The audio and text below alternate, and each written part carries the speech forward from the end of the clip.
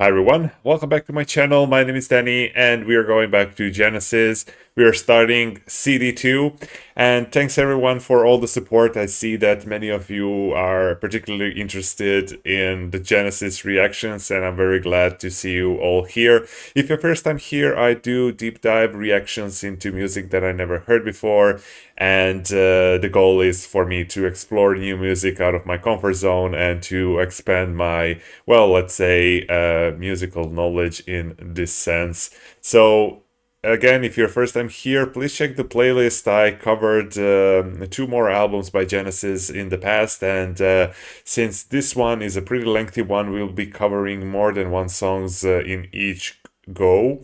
And we'll just see. I do my best to kind of cut the songs when it makes sense. I might do some goofs here and there, but I'll do my best not to ruin the mood too much. And before we start, I just wanted to mention that I had time to listen to CD1 um, two more times after the initial reaction. And the reason why I did that is because I had this, let's say, hunch that I will enjoy the music more with more listens. And many of you have noted that in the comments as well, that multiple listens are needed to fully understand and appreciate the music. And that is definitely true. I am still not the biggest fan of, or some songs have not stick to me as much as others did, but yeah, I'm constantly singing Carpet Crawlers in my head and other songs like The Grain Parade and even Cuckoo Cocoon. I mean, I like when the songs are like catchy and melodic in a sense. So let's see if there will be more moments like that on CD2, and we'll start that with Lilywhite Lilith. And one more last thing, please make sure to subscribe to see the upcoming videos. Hit the like button to help the channel reach more people, more viewers, and leave me a comment what other album by the Genesis or Phil Collins I should check in the future, or Peter Gabriel in that matter. So without any further ado, Lilywhite Lilith. Let's go. Thanks for watching. The chamber was in confusion. Oh. All the voices shouting loud. I could only just hear a voice quite near saying, "Please help me through the crowd." Said if I helped her through, she could help me too. But I could see that she was wholly blind. From a pale face and a pale skin, a moonlight shines. Lily white Lilith, she gonna take you through the tunnel of night.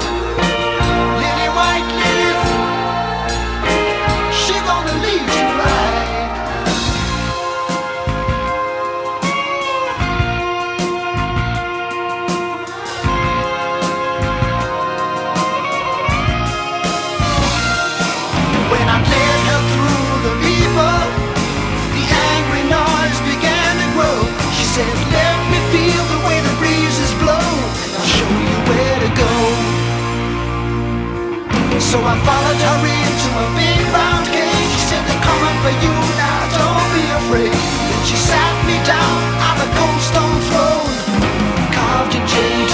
Lily white Lilith, she gonna take you through the tunnel of night. Lily white Lilith, she gonna lead you right.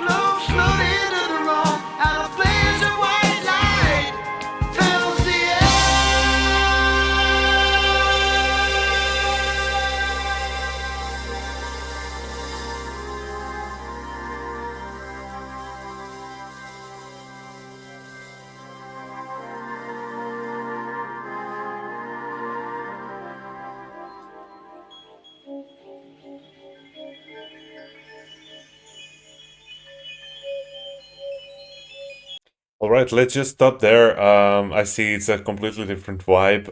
We'll continue this video with another song, The Waiting Room. But before we go there, man, this opener was really unexpected. Almost like it continues from the carpet of 32 doors straight into your face, like the whole rock energy. And I really kind of enjoyed how the song started and how the instrumentation is shaped, because it's much more, let's say, in the rock direction rather than some art direction or string with strings arrangement and stuff like that. But I really like that hook part with the melody in the back. I'm trying to recall if I can remember some other songs that have that moment, that kind of even um, uh, motion picture moment, like James Bond moment or of some sorts. But I cannot recall. So let's go back to the waiting room and see how it goes. Thanks for staying tuned in.